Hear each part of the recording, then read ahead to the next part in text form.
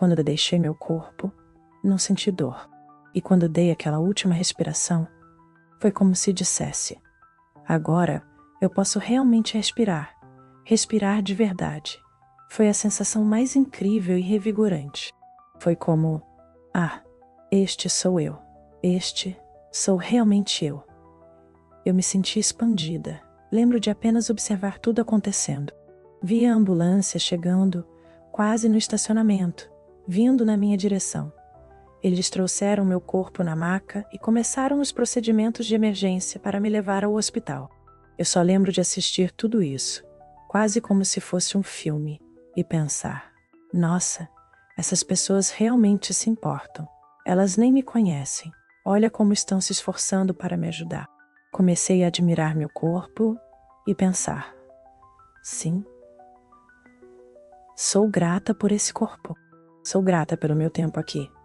Mas isso não sou realmente eu. Eu sou Renata Cardoso e sou de Arapo, Nebraska.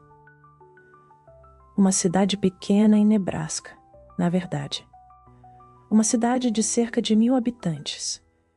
Não tem semáforos na cidade nem nada antes. Você não trancava as portas. Na verdade, deixava as chaves na ignição do carro. Geralmente, era uma comunidade muito unida. Todo mundo conhecia todo mundo. Olhando para trás agora, tem tantas coisas que realmente aprecio nisso. Eu consegui participar de tudo o que quis. Eu era editora do jornal. Participei de peças de teatro, da banda marcial e da banda de jazz. Chegou um momento no ensino fundamental em que de repente parecia que importava como você se parecia. E você era julgado por isso. Por algum motivo, eu era a pessoa que colocava uma pressão enorme em mim mesma. Eu continuava pensando: ok, bem, eu não sou boa o suficiente. É por isso que as pessoas me fazem sentir mal com a minha aparência e comigo mesma. Então, eu me perguntei: o que posso fazer para mudar isso? Comecei a mexer no meu corpo para tentar mudar, para que as pessoas gostassem de mim e me deixassem entrar no grupo delas, ou para que eu me encaixasse, sabe? Bulimia. Esse foi meu problema desde os 12 anos. Olhando para trás, eu nunca estive acima do peso. Mesmo que eu me visse assim, não importava o quanto eu crescesse. Ensino médio, faculdade, noiva, jovem. Depois, mãe, trabalhando no mercado de trabalho.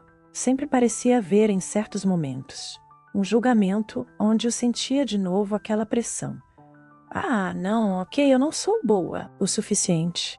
Sabe o que estou fazendo de errado? E esse foi o padrão da bulimia. Ele ficou comigo, e assim foi como eu lidei com isso, avançando para o meu primeiro emprego como enfermeira após a faculdade. Trabalhei para alguns médicos que prescreviam fentamina, Fen-Phen, que é um narcótico da classe 5-1. É um remédio para emagrecimento, e naquela época estava super na moda. As pessoas o usavam para perder peso. Eu nunca tinha usado drogas quando cresci, ou algo assim. Só álcool. Então, não percebia o quão viciante era. Eu não via que ele estava controlando a minha vida. Eu estava completamente viciada nisso. Era um segredo terrível que eu escondia de todos, inclusive do meu marido, porque essa pílula não deveria ser usada a longo prazo. A forma como foi projetada farmacologicamente era para ser tomada por alguns meses sob supervisão médica. Nunca foi feita para ser usada por 9 anos. Eu encontrei um médico disposto a prescrevê-la. Infelizmente, os maiores efeitos colaterais desse medicamento são a falta de apetite e a insônia. Quero dizer, esse remédio, pelo que dizem hoje. Depois que tive a chance de pesquisar o que eu usava anos depois, é equivalente à anfetamina. Ele te deixa em movimento, sempre ativa. Você simplesmente não para, nunca sente cansaço. Bem, tente não comer ou dormir direito por quase 9 anos. Comecei a sentir os efeitos físicos e os problemas causados pelo uso do medicamento, e era assustador, especialmente ao respirar. Eu me deitava tentando dormir à noite, e sentia que finalmente estava pegando no sono, só para ser acordada violentamente, pular da cama, tentando recuperar o fôlego. Era como se meus pulmões não lembrassem como funcionar, e parecia que estavam começando a falhar. Era aterrorizante. Isso acontecia repetidamente. Eu fazia coisas muito maníacas, como estar no nosso quintal à meia-noite com uma lanterna, cavando uma vala para fazer uma cachoeira caseira passar pelo fundo do quintal. Bem, se você é paisagista, acho que isso até faz sentido. Mas se anda amanhã, meia-noite, isso não é algo normal de se fazer. Havia muitos comportamentos estranhos que comecei a ter por causa da falta de comida e sono. Quero dizer, é muito maníaco. Meu marido ficou muito preocupado e ele não entendia o que estava acontecendo. Como eu disse, eu negava tudo, não deixava ele se aproximar. Eu estava envergonhada. Eu estava muito envergonhada. Meu marido me chamou para conversar um dia. Ele já estava quase no limite. A noite anterior foi especialmente ruim, onde eu realmente achei que estava morrendo. Eu não conseguia recuperar a respiração e tinha dificuldade até para pular. Geralmente, pular para cima e para baixo ajudaria a reiniciar as coisas, mas desta vez não estava ajudando muito. Foi uma noite difícil e eu fiquei acordada a maior parte da noite. Na verdade, acho que nem cheguei a ir para a cama naquela noite. No dia seguinte, ele me sentou. Ele estava exausto. Disse: "Sabe de uma coisa? Não podemos continuar assim porque eu preciso sustentar nossa família e as crianças precisam de você. Eu deveria ter simplesmente falado a verdade. Deveria ter dito: não estou bem. Precisamos chamar a ambulância. Eu preciso ir ao hospital." Era isso que eu deveria ter feito. Mas mais uma vez, eu estava tomada por tanta vergonha. E sabe, eu disse: "Estou bem." Eu disse: "Provavelmente. Só preciso de uma boa noite de sono." E ele respondeu: "Ok, então. Você já colocou uma das crianças na cama. Sua cama está te esperando, sabe? Então isso não vai rolar aqui. Quero dizer, tínhamos uma casa pequena, sabe?" E ele perguntou: "Você está bem para dirigir?" E eu escondi isso dele. Disse: "Sim, estou totalmente bem." Ele falou: "Aquele Holiday Inn ou qualquer coisa ali na rua não está nem a 1 quilômetro da nossa casa." Ele disse: "Você vai lá, faz o check-in agora e me liga quando chegar no quarto."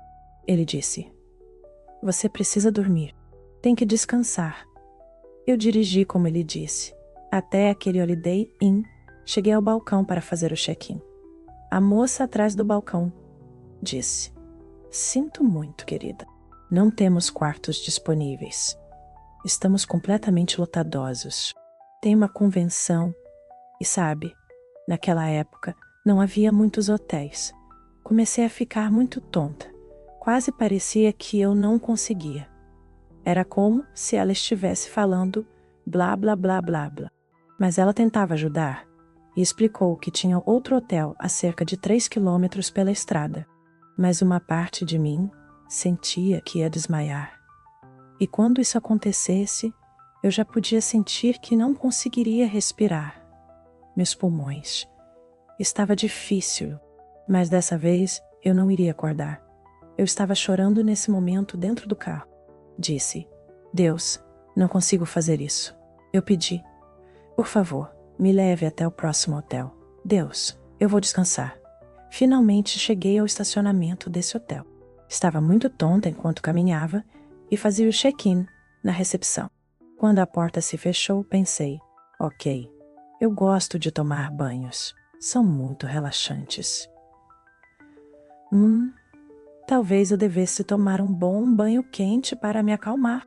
E então, talvez acalmar-me o suficiente me leve a esse estado de zen, onde eu realmente possa me deitar e, descansar.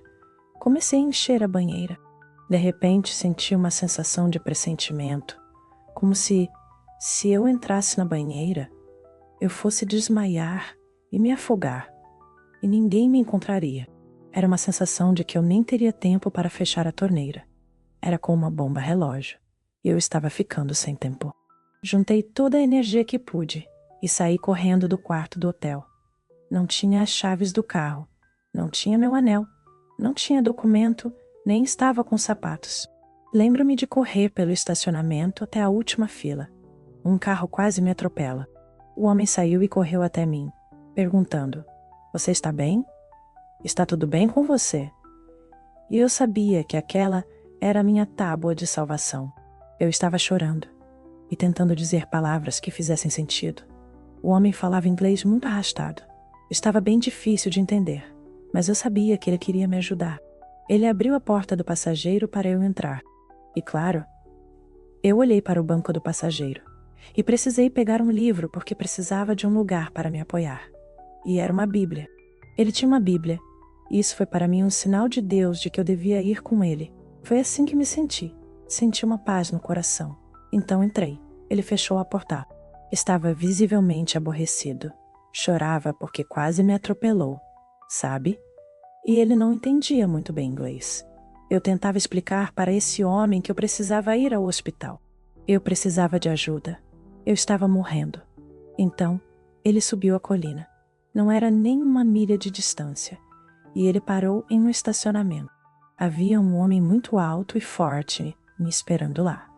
Os dois tiveram que me carregar para fora do carro e me levar para dentro desse prédio, que era uma igreja.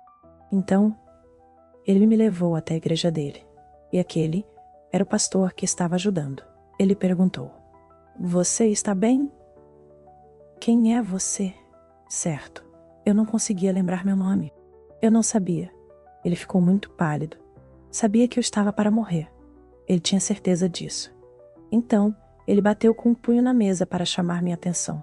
Perguntou: "Você acredita em Deus?" Eu só me lembro de responder, a cada respiração: "Eu acredito em Deus." E quando eu disse isso, todo o meu ar saiu. Foi tão difícil, todo o meu ar saiu. Eu senti que estava lá em cima, no teto. Não havia como voltar para o meu corpo. Eu simplesmente tive que me soltar.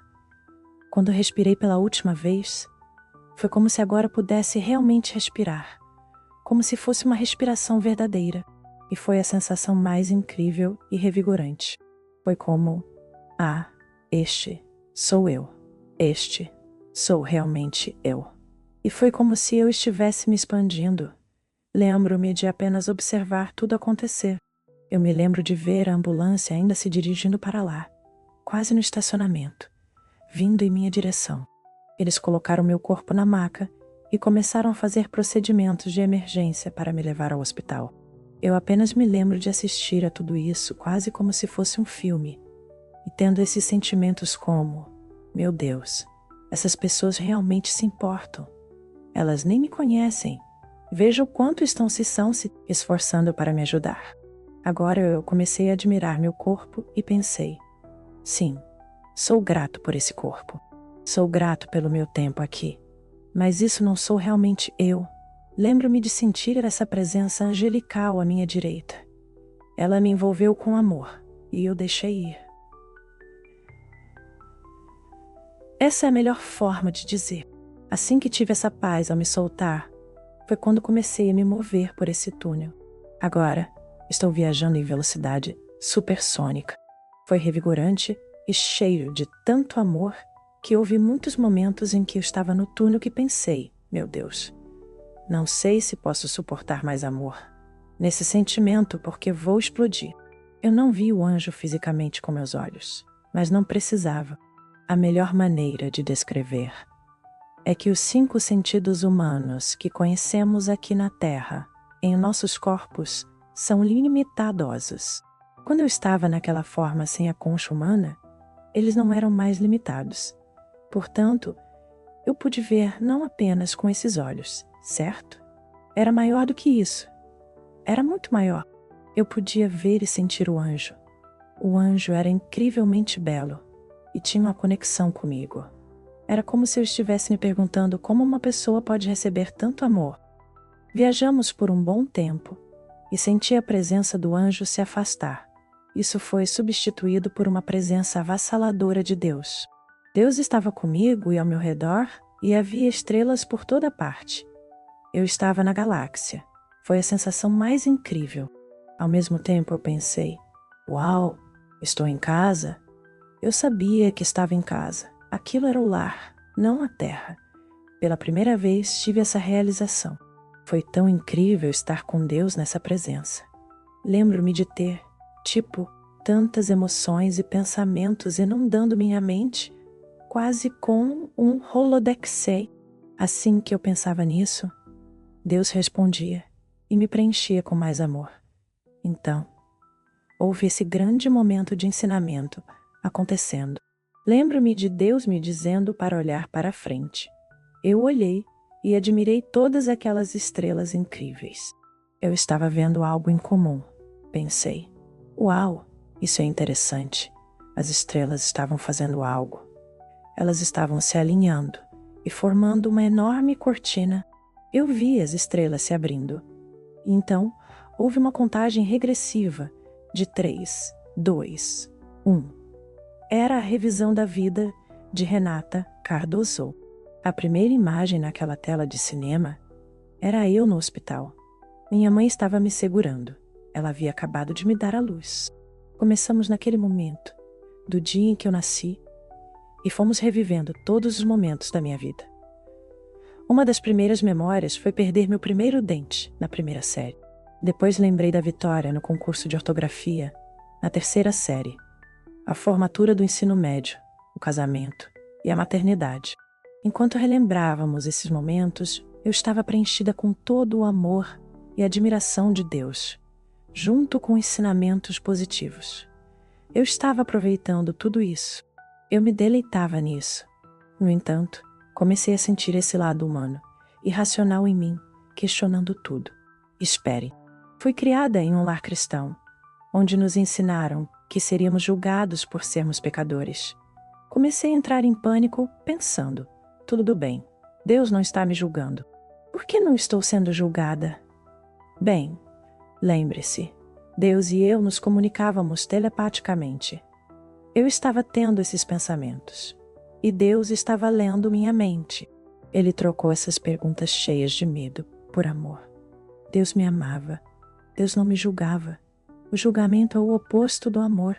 Isso é o que Deus estava tentando me ajudar a entender. Não temos o direito de julgar ninguém.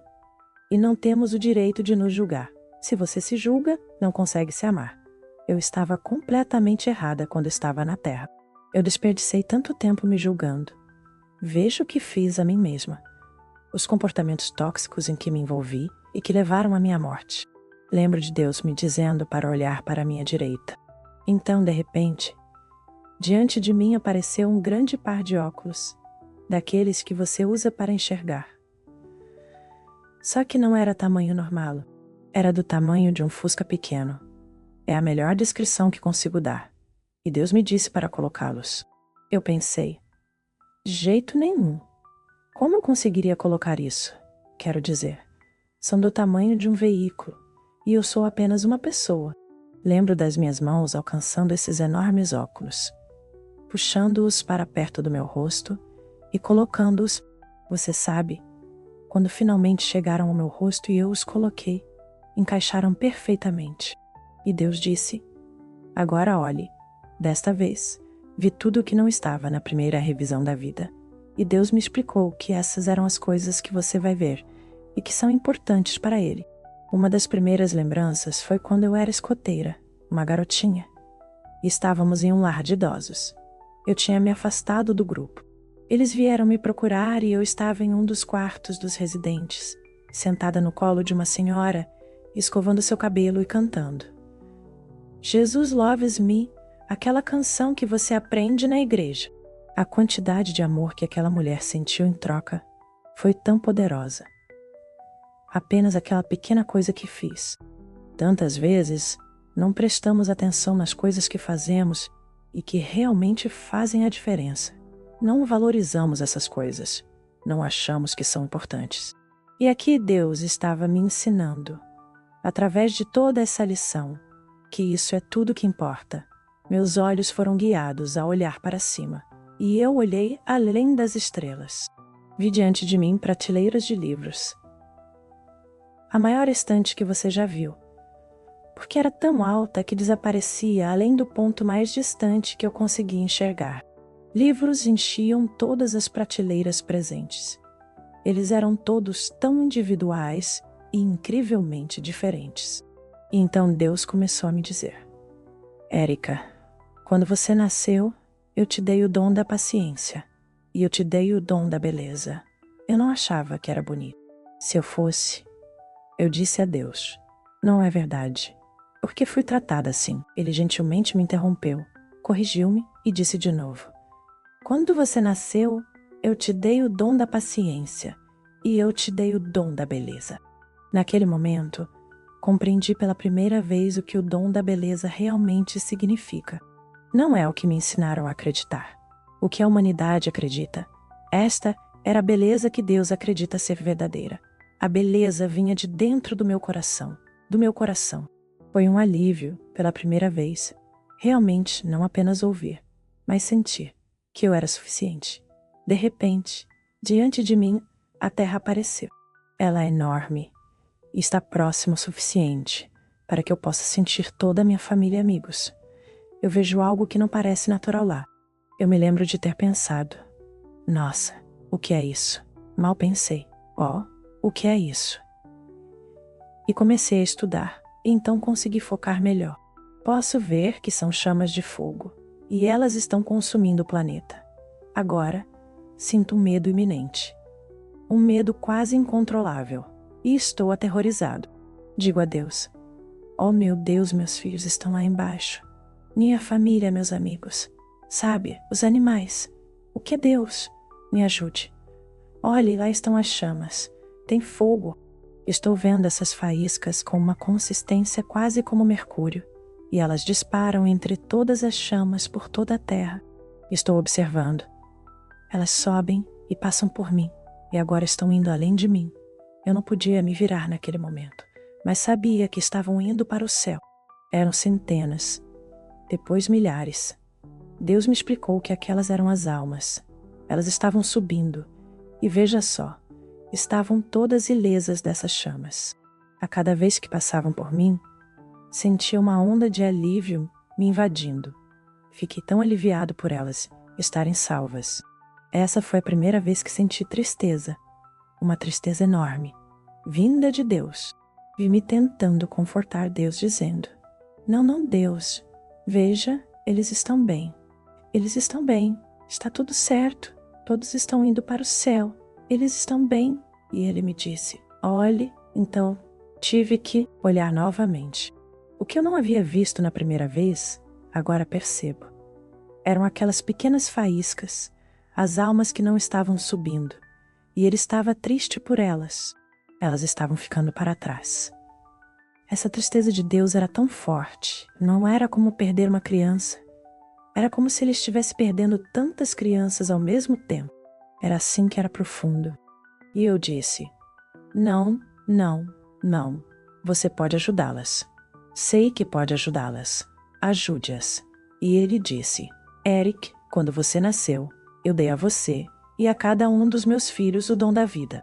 Mas junto com esse dom, lado a lado, dei o livre-arbítrio. O livre-arbítrio é a escolha. Todo mundo pode escolher se quer essa conexão de amor com Deus. A conexão de amor é a energia. O que nossas almas precisam quando estão lá, o combustível, é a conexão de amor. Se escolhermos essa conexão, o livre-arbítrio, elas são elevadas. Essa é a energia que precisam.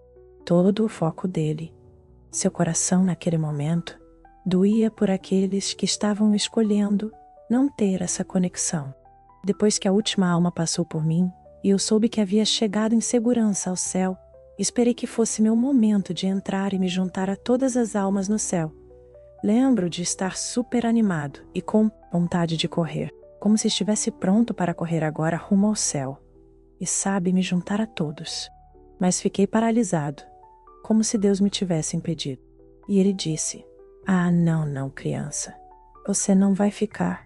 Ele disse: antes de te enviar de volta, quero que leve seus dons de sabe, paciência e beleza. E agora quero te dar mais 2 presentes. Vou te dar conhecimento e sabedoria. E quando você voltar, quero que escute em silêncio as pessoas que coloquei na sua vida. E então, quando você falar, levará paciência, beleza, conhecimento e sabedoria, e mudará a vida de milhões de pessoas. E lembro de tentar rapidamente bolar um argumento para contestar isso com Deus.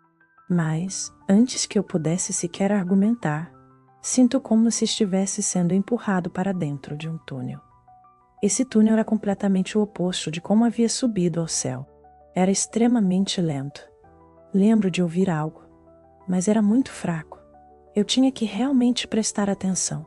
E pensei, meu Deus, são vozes humanas. Era aterrorizante. Tudo era negativo. Estava cheio de raiva, desprezo e ódio.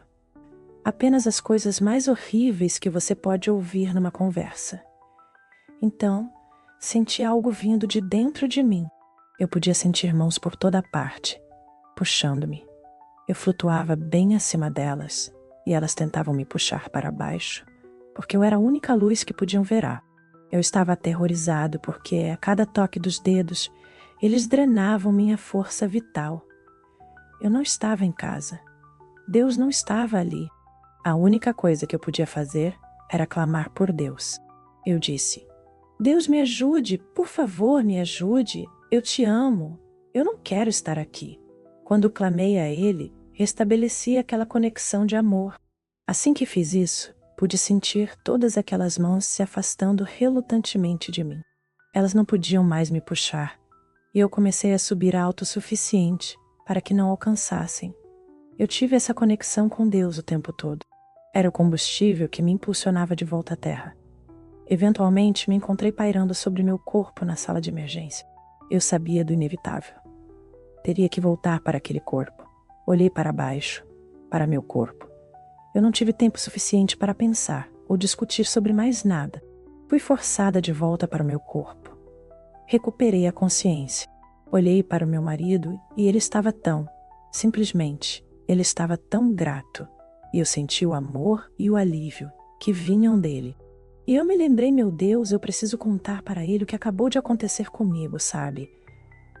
Eu estive no céu, cara. Ok. Bem, eu não tinha voz. Nenhuma voz. Nada saía da minha boca. Não importava o quanto eu tentasse.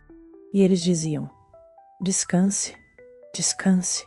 Sabe, as enfermeiras estavam me dando fluidos intravenosos e tudo mais, dizendo, não tente falar.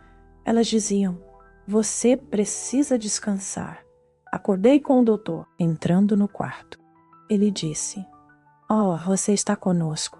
Bom dia, Ezra Mackenzie. Como você está se sentindo esta manhã? E eu só disse, meu Deus, não, doutor. Por favor, não faça a avaliação ainda. Não temos tempo para isso. Porque iria começar, sabe, a ouvir meu coração e fazer aqueles exames todos.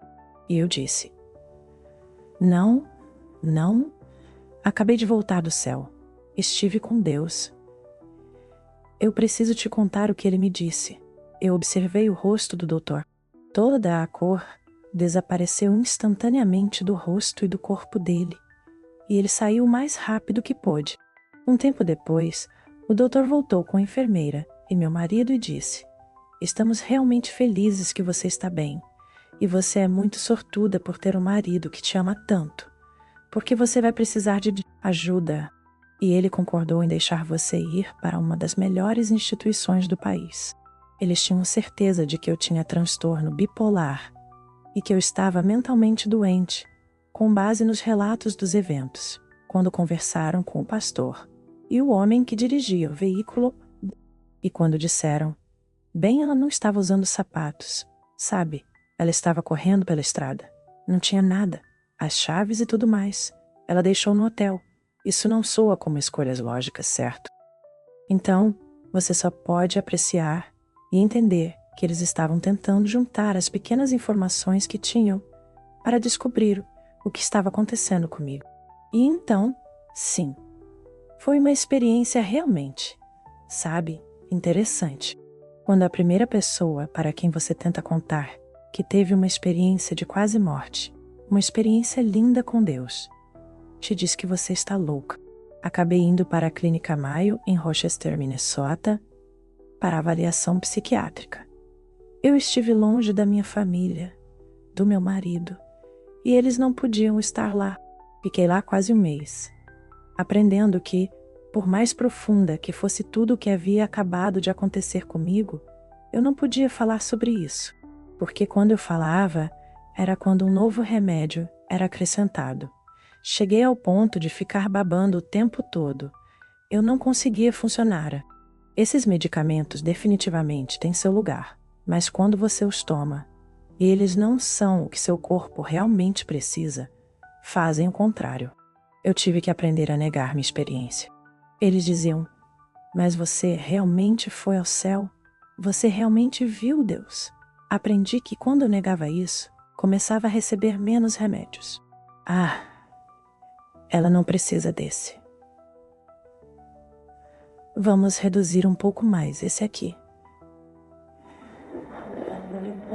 Está bem. Ah, finalmente está estabilizada. Veja, isso nunca aconteceu. A experiência jamais aconteceu. E foi assim que consegui sair. Meu marido me sentou e disse, você está de volta. Você é você mesma. Você é forte. E estou tão feliz que confiou em mim para deixar os médicos cuidarem do seu tratamento. E naquele momento, eu disse a ele, bem, fico feliz que você ache que eu voltei, porque voltei. E estou mais forte do que nunca. Mas é por causa de Deus. Eu disse que não sou local. Não sou bipolar, nem nada disso. Eu disse, tive uma experiência de quase morte. Eu morri. Ele simplesmente desabou em lágrimas.